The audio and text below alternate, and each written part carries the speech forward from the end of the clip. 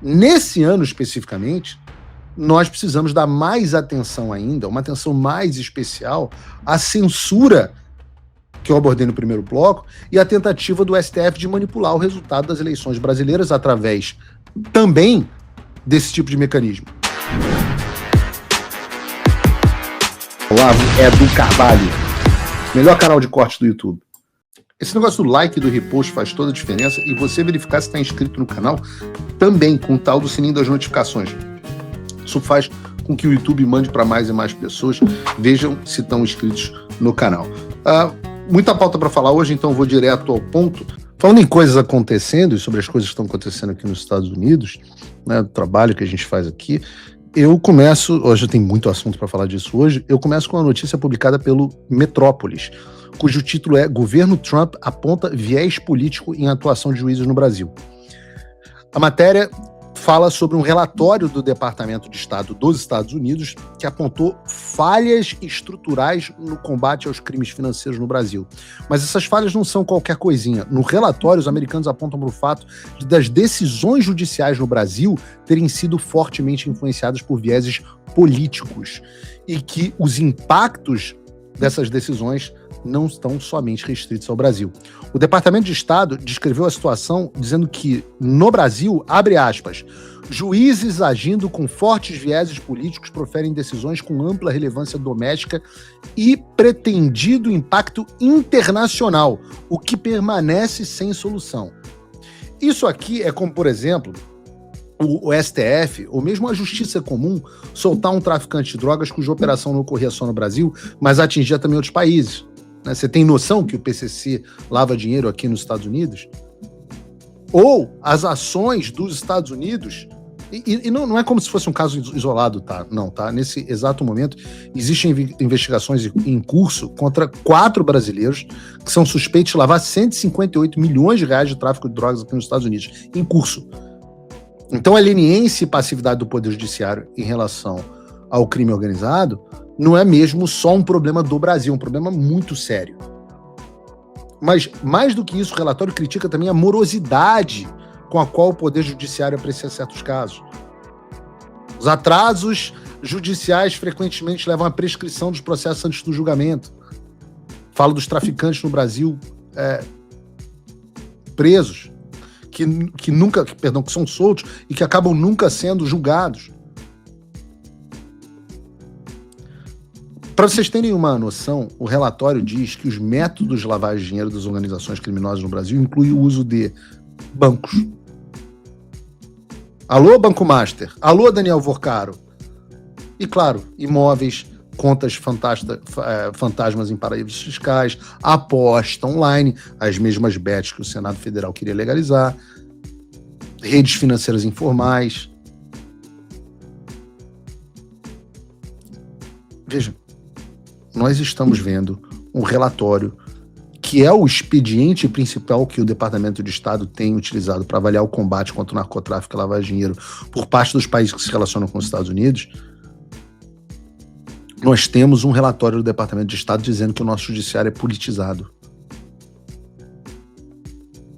Então, as pessoas muitas vezes entram assim, começam a ouvir falar do nada que os Estados Unidos começam a pensar em designar o Comando Vermelho e o PCC como organizações narcoterror. Ora, não é do nada. Tem trabalho por trás, tem documentação, tem colaboração de várias pessoas, tem relatórios, tem revisões, tem contestações. E isso só é possível graças ao trabalho feito aqui nos Estados Unidos. Quando você vê alguém sendo sancionado, como nós temos hoje dúzias de autoridades brasileiras sancionadas, isso é fruto de relatórios e documentos que sustentam essas ações. Então, eu creio que, por exemplo, se o resultado agora for a intensificação do combate ao PCC, o Comando Vermelho, e a designação desses grupos, eu já estaria de bom tamanho.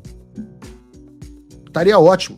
Mas essa nem de longe é a principal notícia do programa de hoje.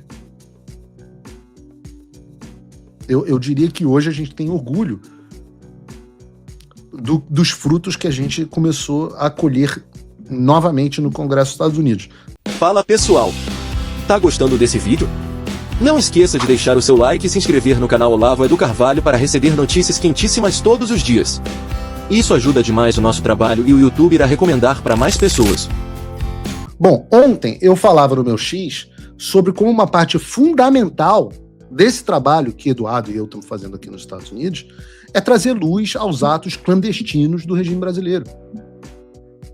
Nesse ano especificamente, nós precisamos dar mais atenção ainda, uma atenção mais especial à censura que eu abordei no primeiro bloco e à tentativa do STF de manipular o resultado das eleições brasileiras através também desse tipo de mecanismo.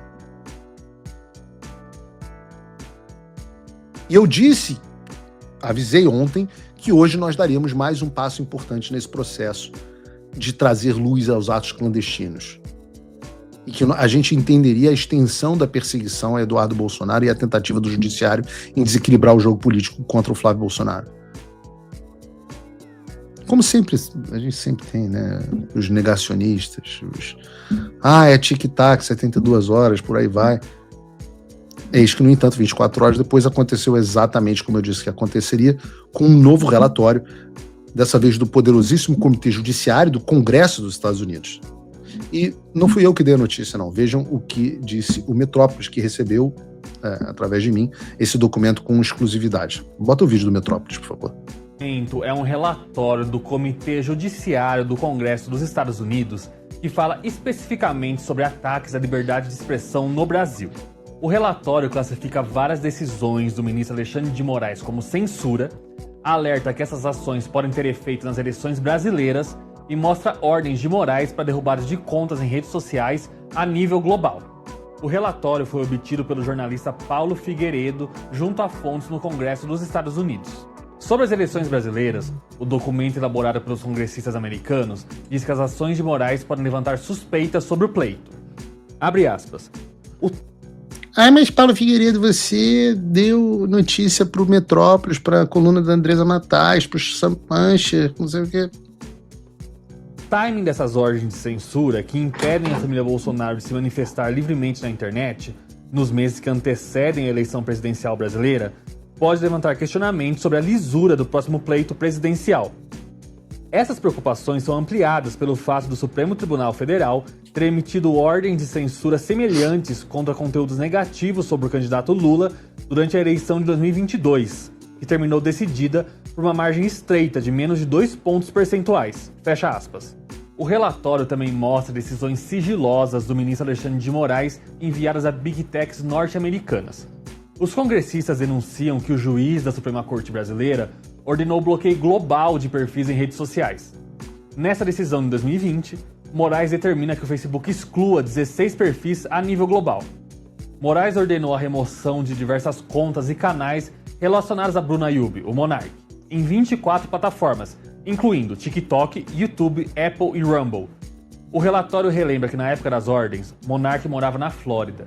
Então, essas tentativas de remover sua conta representariam uma ameaça direta à liberdade de expressão de cidadãos que estão nos Estados Unidos.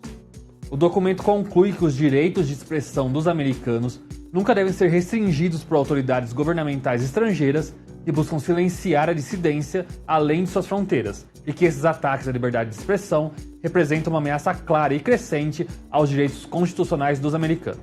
Abre aspas. O comitê continuará a realizar a supervisão e a desenvolver soluções legislativas para proteger a primeira emenda das ameaças de censura estrangeira. Fecha aspas. O Metrópolis apurou que cópias desse material foram enviadas ao Departamento de Estado e à Casa Branca. Para saber mais, fique no Paulo Figueiredo Show, porque a gente teve acesso, obviamente, ao documento na íntegra, e o título é Ataque... Não fui eu que usei esse Ataque à Liberdade de Expressão no Exterior. O Caso do Brasil, parte 3. Esse é um documento oficial do comitê, vocês estão vendo aí na tela, é um documento oficial do Comitê Judiciário do Congresso dos Estados Unidos, exclusivamente sobre o Brasil, e o Sampancha trouxe algumas afirmações, né? Para além do que eles já citaram, eu separei alguns trechos do documento original que certamente merecem atenção de vocês. E em um dos casos, O relatório diz que o regime brasileiro chegou a enviar ordens para plataformas como o X, mandando derrubar postagens que elogiavam o presidente Donald Trump e criticavam Joe Biden e o USAID. Porque o usuário que publicou o post fez referência às estranhezas eleitorais do Brasil em 2022, dizendo que tudo isso ocorreu com a ajuda do Biden e do USAID. Ora, como confessou o próprio Luiz Roberto Barroso e como disse abertamente Flávio Bolsonaro no palco do CPEC. E aí vocês começam a entender por que certas coisas estão sendo ditas. Quando eu falo para vocês que nada no discurso do Flávio foi acidental, entendam. O texto traz também uma descoberta que até então eu não tinha visto ninguém comentar.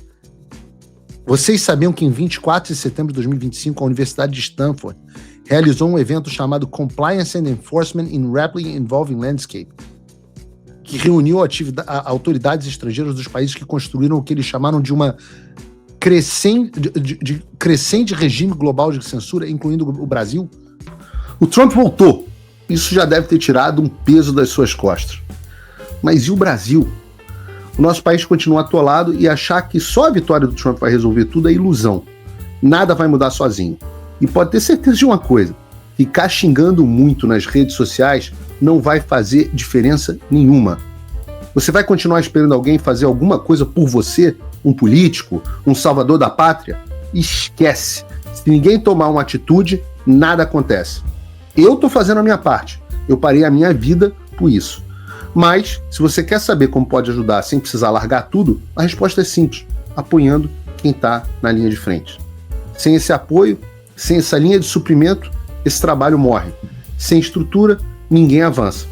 Então acessa www.paulofigueiredoshow.com/apoie e com $5 por mês você pode fazer parte disso. Se puder mais, eu recomendo, seja um patrono Gold e participe ativamente no grupo que me ajuda a pautar esse debate.